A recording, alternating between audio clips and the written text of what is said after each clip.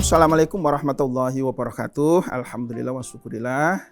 Saudara-saudara sekalian, senang sekali kita bisa berjumpa dalam situasi yang penuh keprihatinan ini. Meskipun demikian, saya kira kita masih tetap harus bersyukur kepada Allah Subhanahu wa taala, terutama oleh karena nikmat kesehatan yang diberikan kepada kita.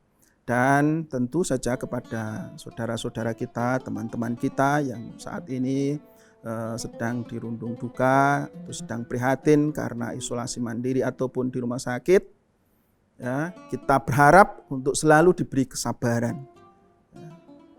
Dan mudah-mudahan kesabaran itu menjadi penolong, karena seperti pernah difirmankan oleh Allah Subhanahu wa taala bahwa sesungguhnya manusia itu selalu dalam keadaan merugi kecuali orang-orang yang sabar.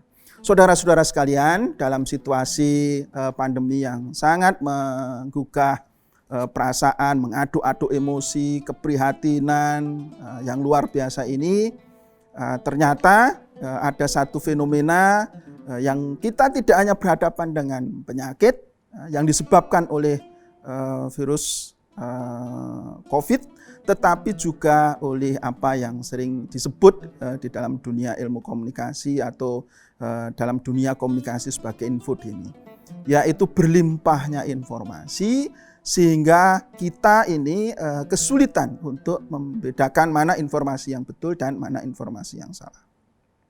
Selain itu, saudara-saudara, di antara berlimpahnya informasi itu kita membaca banyak sekali informasi yang tidak betul, atau di dalam konteks Indonesia sering disebut hoax, berita bohong. Dan dampaknya ini luar biasa. Tidak hanya mencelakai individu, tetapi juga kadang-kadang mengeksploitasi kebencian di dalam masyarakat. Sehingga pandemi ini yang harusnya bisa kita lewati dengan sebaik-baiknya, dengan kerjasama yang sebaik-baiknya, tetapi justru korban berjatuhan tidak hanya oleh virus, tetapi juga oleh informasi yang keliru. Nah, oleh karena itu saudara-saudara, saya ingin mencoba merefleksikan bagaimana Islam, Al-Quran, Allah Subhanahu wa taala selalu mengingatkan kita di dalam Al-Quran, dan bahkan memerintahkan kepada kita untuk betapa pentingnya kita itu berbicara jujur, berkomunikasi dengan jujurnya.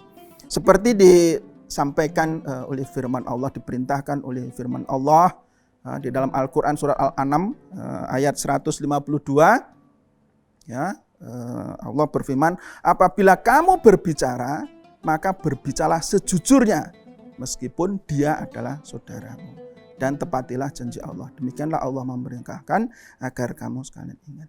Jadi kejujuran itu betul-betul menjadi satu elemen yang penting yang diperintahkan oleh Allah. Nah, mengapa itu penting?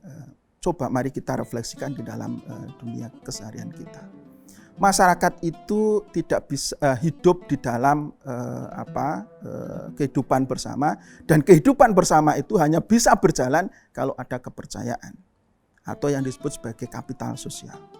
Nah, kepercayaan hanya mungkin terjadi atau muncul jika ada rasa saling percaya di antara anggota masyarakat itu.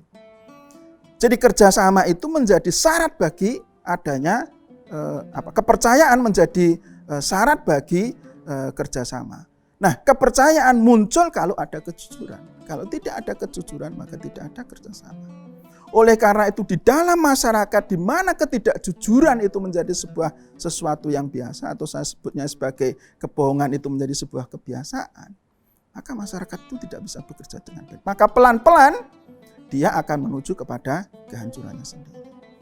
Lalu yang kedua adalah kejujuran itu juga baik bagi psikologis kita sebagai individu, sebagai manusia, ya. Karena seperti sebuah hadis yang diriwayatkan oleh At-Tirmizi dan Ahmad, bahwa kejujuran itu membuat kita tenang, kebohongan itu membuat kita gelisah. Kenapa begitu? Karena orang yang berbohong dia akan selalu khawatir, hatinya selalu dirundung kekhawatiran. Ya, perasaannya dihantui oleh kekhawatiran bahwa kebohongannya itu akan terungkap suatu saat. Atau jika tidak demikian, maka dia akan selalu mencari cara untuk menutupi kebohongan. Sehingga muncullah apa yang disebut viral kebohongan ya. Kebohongan ditutupi oleh kebohongan yang lain dan seterusnya itu. Sehingga hidupnya menjadi tidak bahagia. Oleh karena itu di dalam situasi seperti ini di mana kita ternyata tidak hanya bertarung dengan COVID-19 ya, sebagai penyakit yang harus kita hadapi, tetapi juga kita harus bertarung dengan berita bohong. Oleh karena itu maka mari kita kembalikan kepada diri kita, kepada perintah Allah agar selalu menjaga kejujuran di dalam komunikasi. Nah, dan kalau kita mendapatkan pesan dari manapun itu, maka kita harus menceknya. Apakah pesan itu benar atau tidak? Baru kemudian kita berbagi kepada orang lain jika dirasa perlu. Saya kira demikian apa yang bisa saya sampaikan. Semoga bermanfaat. Billahi taufiq wal hidayah. Wassalamualaikum warahmatullahi wabarakatuh.